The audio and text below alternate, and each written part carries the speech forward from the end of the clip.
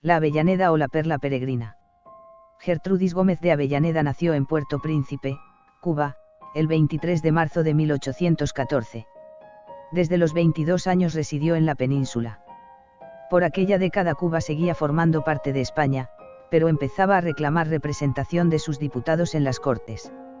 La Avellaneda fue novelista, poetisa y dramaturga de éxito, por lo que a día de hoy tanto Cuba como España la reclaman como suya. A pesar de su ascendencia cubano-española, hay quien la circunscribe por los temas que trata en el marco de los precursores de la novela hispanoamericana. Su novela Sab, de temática antiesclavista, editada en 1841, fue censurada en Cuba, por lo que no pudo saborearla en el momento debido y es anterior en el tiempo a La cabaña del tío Tom, también de corte esclavista. Sea la peregrina considerada cubana de nacimiento o española de origen, nadie duda en situarla con su voz dulce y femenina en el punto de partida del feminismo moderno, más aún desde que escribió Dos mujeres, en donde apoyaba sin tapujos el divorcio como solución a las uniones no deseadas.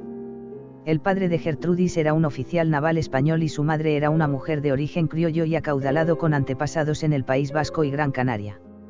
A los 15 años su abuelo quería arreglar su matrimonio con un rico pariente lejano, algo a lo que Gertrudis se opuso y motivo por el cual fue desheredada por él. Al morir su padre, su madre contrajo matrimonio de nuevo y su padrastro decidió trasladarse con toda la familia a la península. El desgarro existencial que le produjo aquel éxodo lo dejó reflejado en su poema Al partir, Adiós patria feliz. Tras permanecer un tiempo en Burdeos, la familia marchó a La Coruña, donde la escritora redactó sus primeras composiciones poéticas, algo que no agradó a la que sería su primera pareja sentimental, Ricafort. Allí en Galicia sería criticada por no saber cocinar, planchar y hacer calceta, labores propias de su sexo. Sus familiares acabarían aceptando su vocación y denominándola la doctora por su exquisita erudición. Tiempo después Gertrudis publicó una colección de versos en Cádiz y en Sevilla bajo el seudónimo de La Peregrina, aunque esta nueva viajera del mundo antiguo diría que su mayor pasión era el teatro, aunque al principio su madre le prohibía escribir obras dramáticas. En 1839 Gertrudis conoció a Ignacio Cepeda, para muchos su primer y único amor, aunque no alejado de tormentos, un amor que años después vería la luz en forma de cartas que le escribía la joven criolla y que fueron publicadas a la muerte de su destinatario. Solo el amor le negó su premio sabroso, dirían algunos que la conocieron de cerca. Su obra de teatro Alfonso Muño tuvo un éxito apoteósico y hasta la reina Isabel II acudía como público a disfrutar de sus obras, llegando Gertrudis a alcanzar a la reina en fama y notoriedad.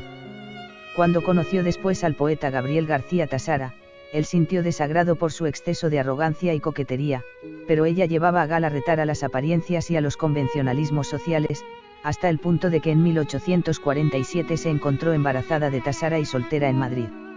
A los 9 meses de nacer su hija, esta murió sin que la que había sido su última pareja la reconociera como hija. 2 años antes, en 1845, había obtenido el premio del Liceo Artístico y Literario de Madrid y después de aquello contraería matrimonio con Pedro Sabater, gobernador civil de Madrid, que estaba gravemente enfermo y que murió en Burdeos. Tras su muerte ella se recluyó por un tiempo en el convento. Los éxitos literarios de la autora se sumaban a las desgracias personales y la escritora era cada vez mejor acogida por los críticos literarios. Su amigo Juan Nicasio Gallego pronto falleció. Se trataba de su maestro incondicional en el mundo literario y del antecesor del sillón que Gertrudis anhelaba ocupar en la Real Academia Española, pero finalmente esta butaca sería ocupada por un hombre, dada la actitud todavía misógina de sus miembros que recelaban de la incorporación de la mujer a aquella institución. Su carácter rebelde y su defensa de los ideales femeninos afectaban su ingreso en la RAE de la lengua, aunque ella se afanaba en querer pensar que España no sería un anatema el ser mujer de alguna instrucción. En 1856 Gertrudis se casó con un político influyente, Domingo Verdugo, que acabaría siendo víctima de los éxitos teatrales de su mujer. En 1858 Antonio Rivera le hirió de gravedad tras una acalorada discusión que tenía que ver con el estreno de Los Tres Amores en el teatro, en la cual en el momento culminante de la obra se lanzó un gato al escenario, se suspendió la función y el marido le señaló a este señor como culpable del incidente, motivo por el cual este le agredió. En 1854 la pareja se aparta del mundo físico en el que vive, viaja a Cuba a ver si el clima tropical restaña las heridas del esposo y recuperan la tranquilidad del espíritu. No tengo de qué avergonzarme delante de Dios y delante de los hombres, dirá antes de partir. En ese tiempo en la isla será agasajada por sus compatriotas tras 23 años de marcada ausencia.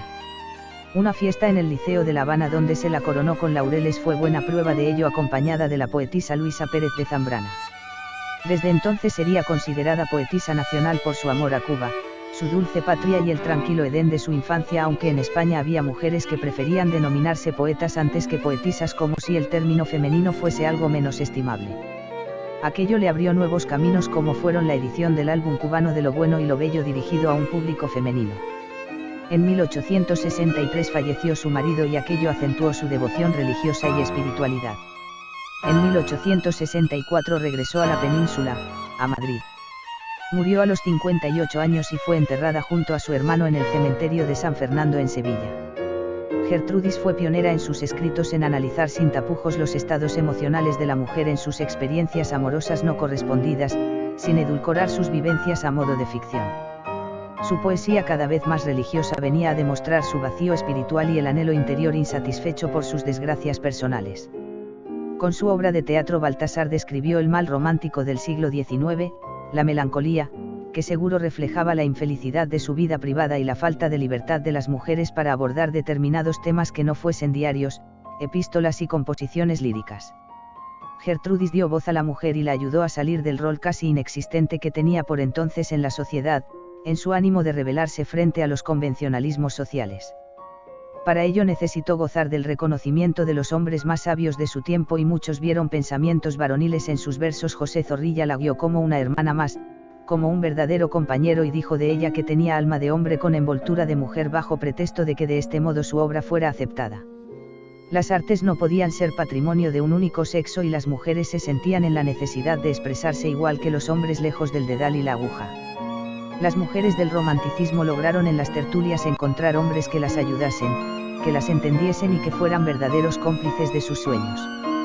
Las mujeres podían expresarse en las reuniones porque los hombres participaban de ellas y conocían sus cualidades, pero muchos de sus deseos seguían siendo incompatibles con el modelo de mujer virtuosa de la época.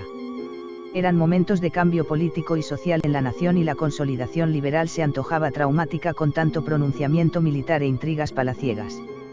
Isabel II, ávida de nuevas formas liberales de expresión, enseguida sintonizó con la Avellaneda y no había reunión donde su nombre pasara desapercibido por el apoyo incondicional que le brindaba la reina. Cuando viaja a Cuba, la Avellaneda porta el mensaje de Isabel II que decía a los cubanos lo mucho que los quería y que acaso algún día iría a verlos, palabras que se hicieron realidad con la visita de su hija, la infanta Eulalia. La Avellaneda había sido la gloria de Madrid y los poetas acudirían a su último adiós, pero en su entierro no hubo demasiada gente. La Avellaneda sufrió en vida una doble marginalidad, por ser mujer y por ser de origen criollo. Después José Martí la excluiría de la literatura cubana escrita por mujeres y la haría desaparecer del imaginario literario cubano, alegando que no había rastro de mujer en su obra. Por entonces en Cuba seguía prevaleciendo el rol del ángel de hogar y se reverenciaba el sentido de la maternidad, sin más aspiraciones ni necesidades intelectuales. Para la autora, las mujeres tenían pleno derecho de forjarse un destino propio y desligarse de las pretensiones de los hombres y de las expectativas que había depositadas en su figura maternal. Las mujeres, como los esclavos, eran sumisas, pues era la virtud que se esperaba de ellas, por lo que arrastraban su cadena en sentido figurado y bajaban la cabeza bajo el yugo de las leyes humanas. La Avellaneda recibió influencias de Madame Staël y de George Sand y defendió la emancipación de la mujer en la prensa feminista y femenina de la época. Su álbum estaba destinado a las mujeres de La Habana. Gertrudis no pensaba como el común de las mujeres y el célebre concurso del Liceo de 1845 lo ganó con un seudónimo masculino. Ella quería reivindicar el derecho de las mujeres a ser reconocidas y respetadas intelectualmente, pero al mismo tiempo quería reflejar la imagen de una mujer no estaba exenta de sentimientos, una mujer que ama, que sufre, que llora, que canta, que se revela y que grita, pues quiere expresarse y poder así despertar la conciencia sobre su emancipación. Su fama no le proporcionó los medios para encontrar una estabilidad económica y personal como solía ocurrir con los hombres de letras ya reconocidos. El mérito y el talento seguían siendo cualidades masculinas y ella seguía defendiendo el derecho de las mujeres a ser juzgadas por sus creaciones y no por su sexo. La burla o desaprobación de las mujeres que apostaron por la carrera literaria fue en ese momento bastante considerable y ello refuerza la valentía que demostraron siendo ajenas a las críticas. Gertrudis se pasó su vida explorando la femineidad y la nacionalidad y queriendo hacer carrera en un terreno de hombres.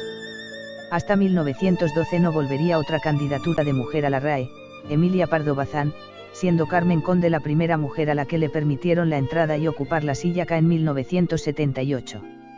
Tras ella llegaron otras mujeres de las que nadie cuestionó ya su carrera en el mundo de las letras y que ya habían logrado superar los prejuicios y convencionalismos, algo que les permitía tener una vida propia, inquietudes intelectuales y una carrera profesional acorde a su formación.